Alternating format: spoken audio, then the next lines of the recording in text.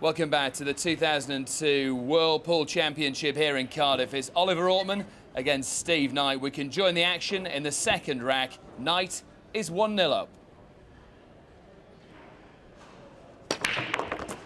And here we see the break of Oliver Ortmann. It's coming up very nicely. As we've seen so often on this main TV table, the wing ball planted into the corner pocket. And this time Oliver looks to have a shot at the one. Bit more difficult in that the next ball, as you can see, once all these names have gone through, later in the evening, if you ever get stuck as to the order of balls still left on the table and you can't see the numbers, during the transmissions at the bottom of your screen, there they are, the yellow ball, and there's a ball missing. That's the blue 2 that's just gone out. So it's the 3, the red 3, which is next, which is across the other side of the table. So somehow Oliver Ortmann has got to get that cue ball away from the side cushion to get a nicer piece of cueing at the cue ball. That's exactly what Oliver was looking at. He could see he didn't have much angle with which to work, Steve, and you don't want to have to force balls on any table. Well, sometimes you have no choice.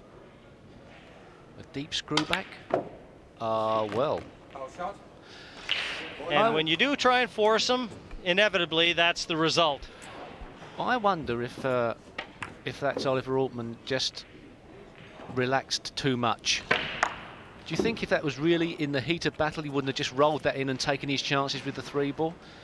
You know, he's already through, and all of a sudden, in a strange situation, it's not the easiest matches to play for the top players. If they're through already, they're playing against a player who's fighting for his life.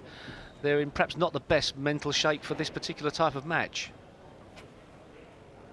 Well, Steve Knight won't be worrying about that. He'll concern himself with nothing more than his task at hand. And everything in the open, no more hurdles to get over here for Steve. Just got to keep his concentration level on his job at hand here. Bit of an exhibition shot there from Oliver. I suppose he feels if he's deserved the chance to do a bit of experimenting, keep his cueing arm going, see how he's cueing. But Steve Knight got an awful contact on that 5 ball. I think it was a kick, not absolutely sure. If not, it was very sloppy. Difficult to tell from our overhead perspective, but it may have just skidded on him slightly. Certainly the look that he gave it might have indicated that. As it is a golden edge chop opportunity there, gone begging, and this is very much 1-1.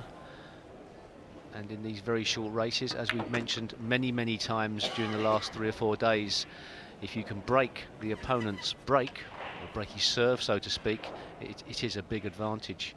There was a great chance for Steve Knight, and he's missed out. One thing I've always noted about Oliver Ortmann is how close he cues to the white.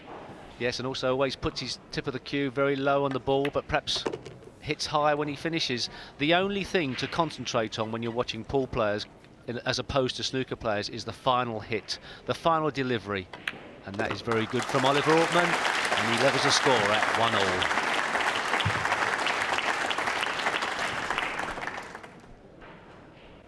All set to break now. Rack number 2 in this race to 5. Judgment Day here at Cardiff. So often, when you desperately want to rectify a problem, a mistake, hoping for a good break, the vagaries of the balls don't go your way. Is there a chance of getting that cue ball behind the blue 2? Very tricky and very risky. If it was overhit, could easily roll into the pocket, but he may well be forced to try and play this safety. There is a gap just behind that blue 2 he could get into. That's absolutely perfect. And this is a very difficult position to get out of, and not easy for Oliver Ortmann to play a deliberate safety here, to mess the table up. I mean, a lot of times when a player fancies there's no chance of getting out of a safety shot, they try and destroy the table and give their opponent a problem later on. But from where he is, it seems very hard to know how he could mess the table up for Steve Knight, so he's going to be forced to try and a very strange angled screw off the bottom cushion to try and straighten up the cue ball. Other than that, the two ball escaped through the gap in between the 8 and the 6, but hard to judge. Stevie's having a real good look at it. And important to note too, it's going to be difficult. Both cue ball and one ball are going to be going in the same direction, and so the safety, he really will be leaving this to chance even if he does hit it, which is pretty difficult to negotiate. So what he's going to be doing here is aiming his cue on a line, I think, with and digging with backspin the cue ball into the cushion. And that backspin, even though the line of his cue, it won't look like it's actually going along the line of the yellow. As you can see, probably a bit wide. The backspin should grip, and hopefully he could hit the 1. Oh, he didn't want that kiss on the green 6 though.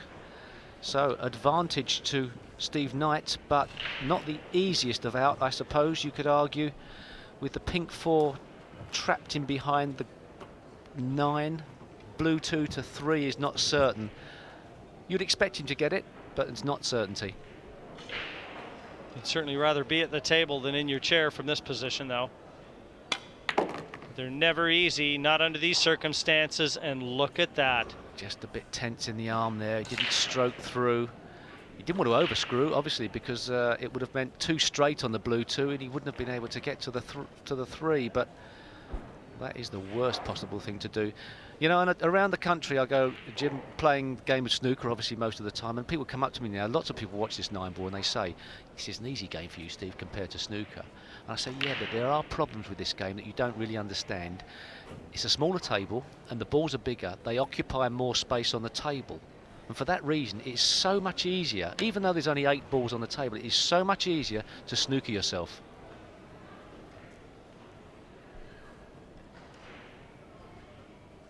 And this will be left to chance somewhat. Perfectly played there. Deliberately played the 3 cushion escape there, Jim. Yes, and that's probably about as well as Steve Knight could have asked for there.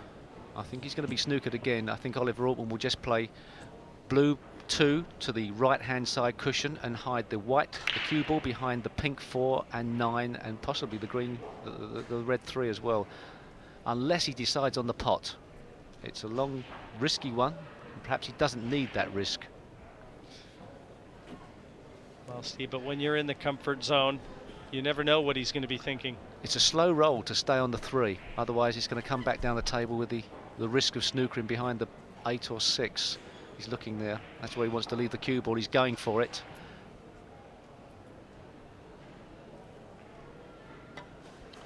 Lined up for it and then decided to play the safety shot. It wound us all up. Thanks very much, Oliver, for making us look like mugs here in the commentary box, especially me. He's not left a good snooker though, and Steve Knight, if he can't see this, has an easy kick off the side cushion and would also bring the cue ball back behind the 3 balls in the bottom of the table. And you expect to see from this a snooker laid by Steve Knight behind the 4, 9 and 3. This is what they call a controlled kick shot, and he'll be playing both balls here, the 2 ball and the cue ball, going in opposite directions. The only thing he's got to worry about is making the 2 and snookering himself behind the pink 4 on the 3. Oh, he didn't get the contact right. There's no way he wanted to leave the cue ball there. He wanted it back down. Hit it. Should have been a bit harder, I feel. Too full of contact, Steve. And this a chance again for Oliver Ortmann. Steve Knight's really fighting with himself right now. We all know he's under a lot more pressure than is Ortmann. He's got to let that cue arm start to relax. As you can see there, the logo of the manufacturer of the balls, and there aren't many ball manufacturers left in the world. I think we're playing with Aramuth balls this week. There are Brunswick balls as well. They make the table, and we play on here perhaps the best table in the world, the Brunswick table. But there are so many manufacturers from years gone by that made the balls, and a lot of people ask me also, what is the significance of the logo or the spot on the cue ball? And I honestly couldn't answer them with the right question. You mean apart from distinguishing the manufacturer? Apart from that, is it a throwback to the days where they played carom? But it certainly shows you the spin on the ball, which is marvellous. Well, I've seen all kinds of different logos on whites, triangles, circles, and all from the same manufacturer. I just think that's the logo that distinguishes the Yarmouth ball. But why put a logo on a ball? Why take, people say, well, it would put me off when I was striking the ball. So why do that? But I think it's great to see the spin on the ball. It's a marvellous idea. Well, he's in nice position right now on the 4. Just got to negotiate the cannon from the 9 to pull back over for the orange 5 next.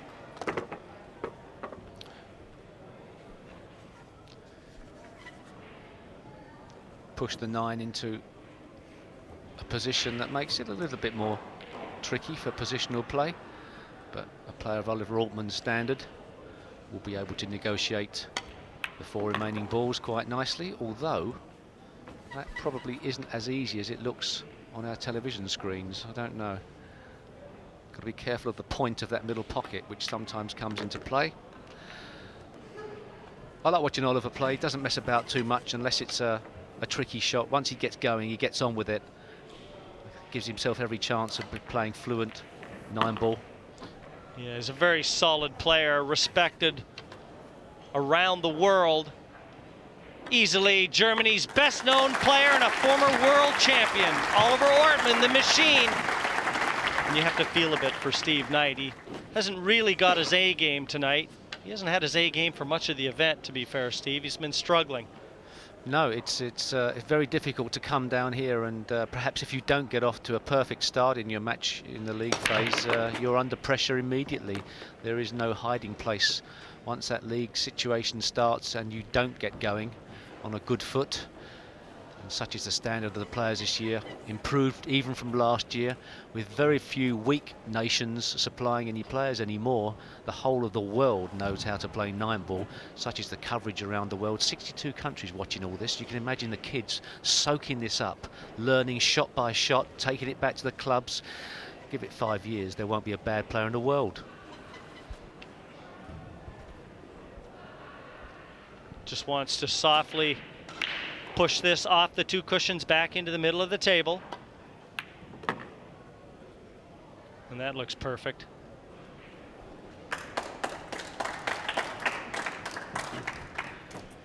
Looks like an easy run out for Oliver Ortmann. And any time you get a 2-rack lead in this alternate break situation, it means that you have effectively broken your opponent's break. And should you then break off and run out every time it is your break, you are home and dry.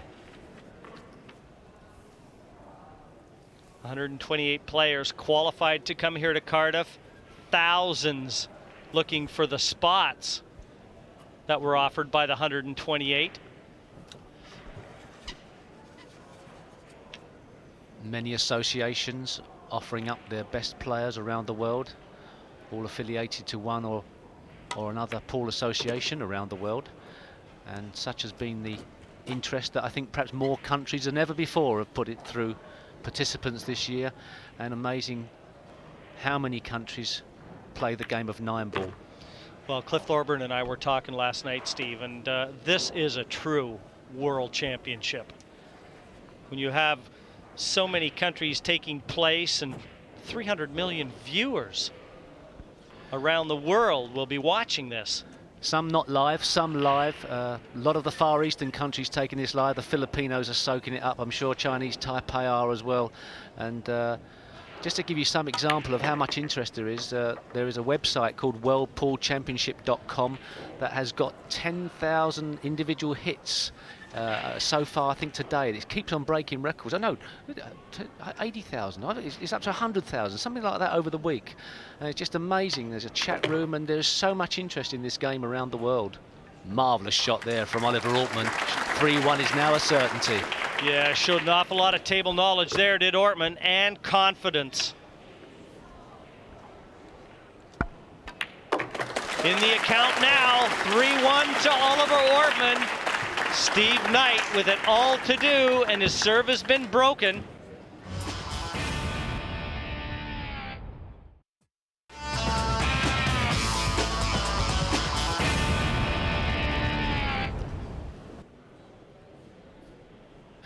An important break for Steve Knight. Needs a great split of the balls, and he hasn't got one.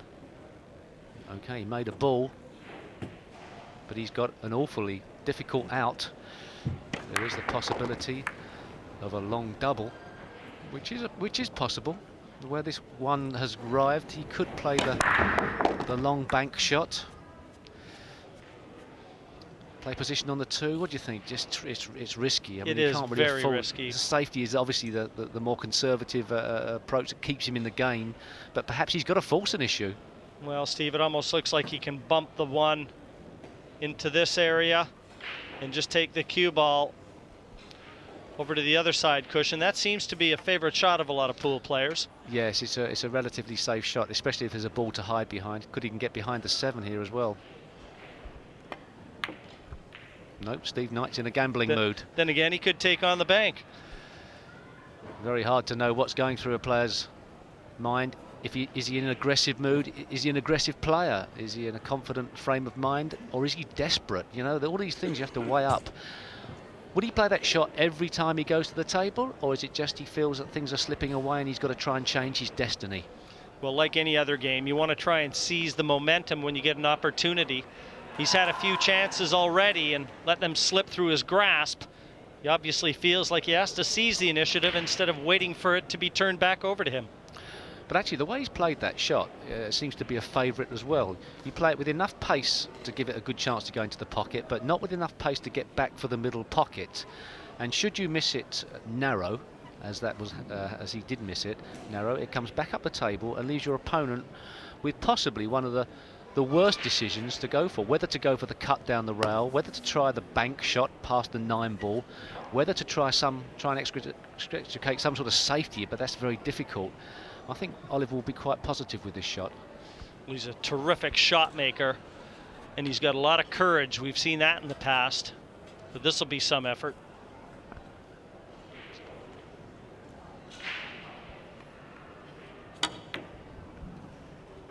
That was courageous, and I think he's probably got away with it as well. But look at the great position on that too, if he did make the ball. I know he missed the pot by a way, but he gave himself every chance to make that ball and go game.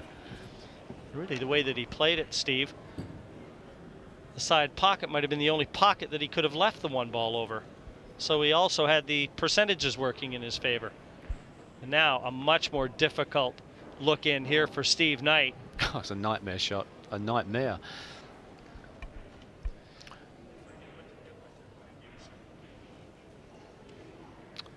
Well, is he going for a bank as well? I can't believe he is, but what else can he do? Safety back behind the 3 and 2 doesn't really look on. He's played the bank, and that is very risky, and things are going strangely for both players. It's one of those racks. You just get them every now and again, don't you? A rack that goes all over the place. Both players will be walking back to their chairs very content with their visits. Could the worm be turning for Steve Knight? Oliver's got a tricky one here. Can't afford to obviously hit too much of this 1, otherwise it's an instant scratch into the pocket. He's got to feather it very thin to avoid it going over the opposite corner. Has he got some sort of 3-ball combination? 1, 5, 8 into the corner. He'll have checked that. It's obviously not on. Oliver, if there's anything combination-wise on, he'll know it. Do you think very thin to the cushion and try and bring the cue ball back behind the 5 and the 8? He's playing with screw.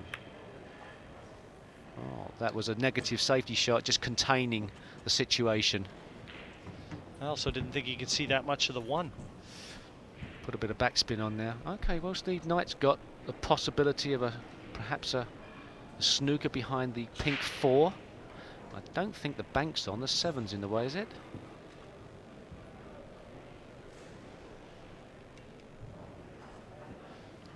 Bring the white ball behind the pink 4 looks a possibility. Keep the white ball behind the 5-8. That's another possibility. Oh, well, that's a clever shot if he played it. If he played it, and I think the way he did play it, he may well have played it. You don't think so, Jim? You're laughing. You think that was a...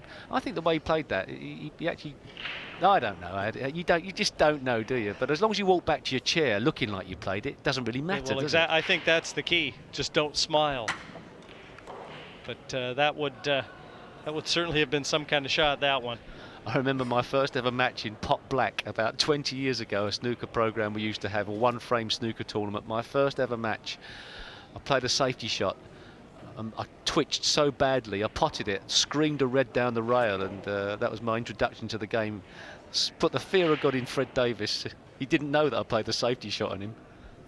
But you didn't smile. I just walked around the table. Just walked around the table and Stone-faced. as if I played it. Lots of interested spectators. Marcus Shamat just looking on from Sweden there, and I think Marcus is through. You'll be seeing us here in the elimination rounds. A Mosconi Cup stalwart. Big problem for Oliver Ortmann here. This pink 4 is making the escape off one cushion very risky. The 2 cushion escape is even more difficult to guarantee hitting the 1. But with this 9 on the bottom cushion, should Oliver Ortmann somehow manage to hit the right-hand side of this 1, you could see a miracle shot. Oh! Steve Davis, what are the 6 numbers for the lottery? Look at that effort from Oliver Ortmann there. 9-ball in the corner, the miracle shot. And the man sat beside me is a soothsayer. Unbelievable shot from Oliver Ortmann there.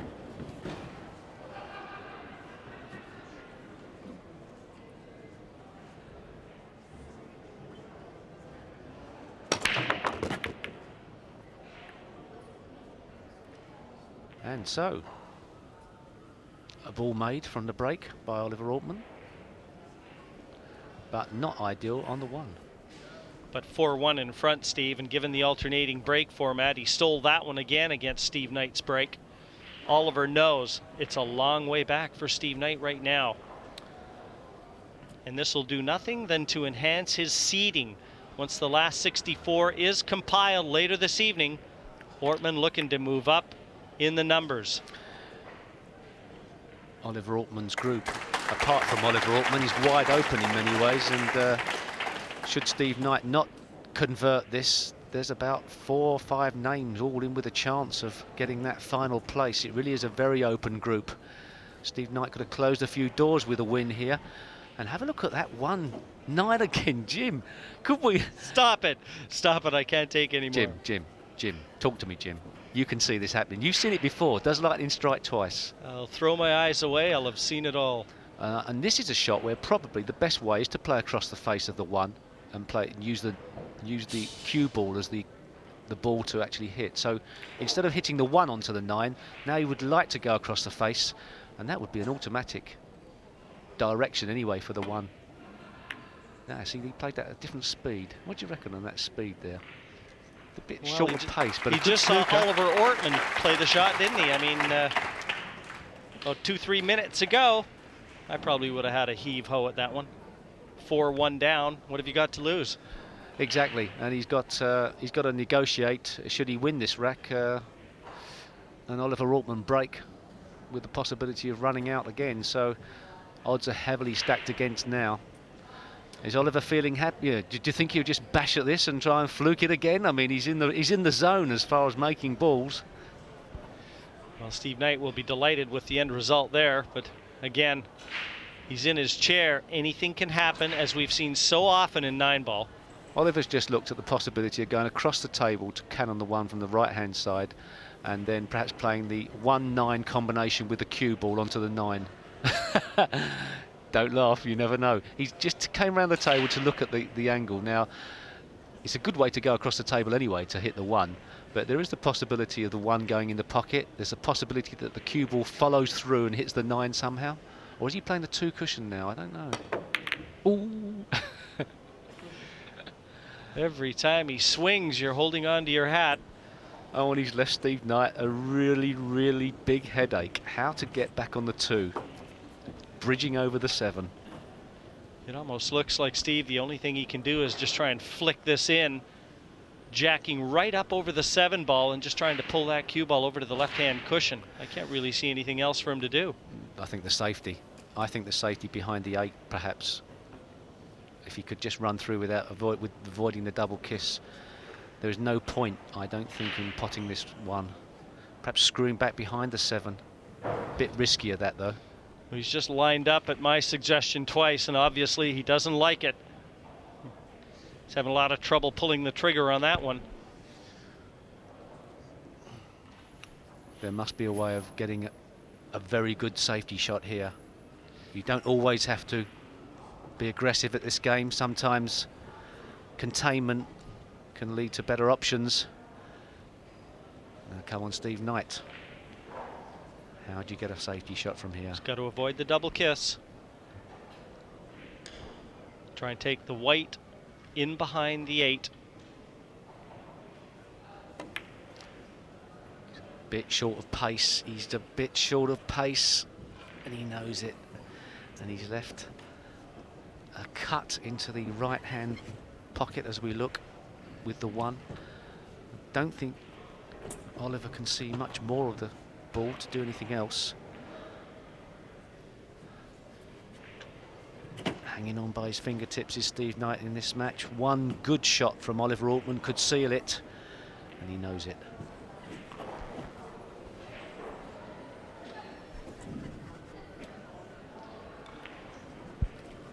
His eyes unblinking, and they're not leaving that playing surface at all.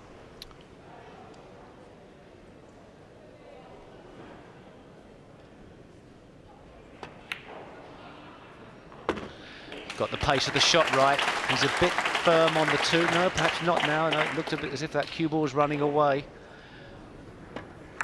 This was a good pot, and it's afforded him position to the 2. He's looking at the 5-8 combination now. That's the only hurdle he's got to get over in this rack.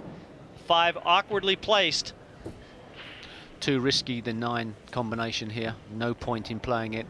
Although, of course, the 5-8 combination is not certain to avail position afterwards. He has to control the 5 ball afterwards, but difficult to see how a player of Oliver Ortmann's class will mess up here. If he has got an angle on the 4, he can get in behind that 5.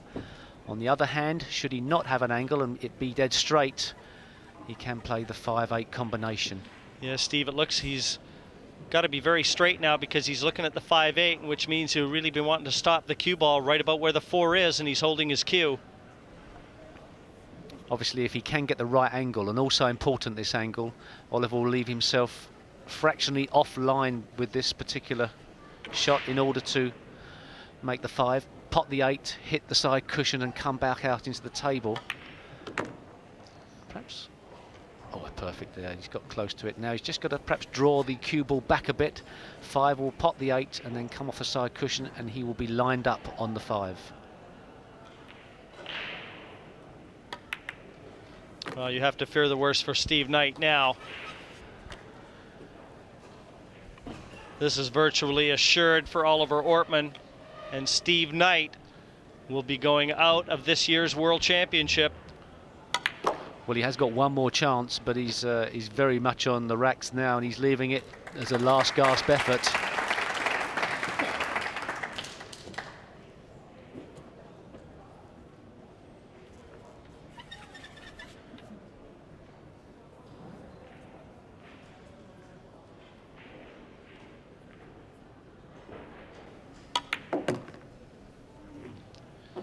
I talked to Steve before he came out here, and he felt that he had to win his last 2 matches, but I guess with a little help from above.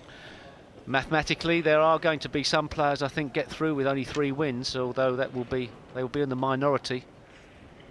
I'm sure we can look at that league table at some stage when we see how it unfolds, and I'm sure Oliver Ortmann will be delighted with the first 4 days' work of his campaign to become Hasseröder World Champion.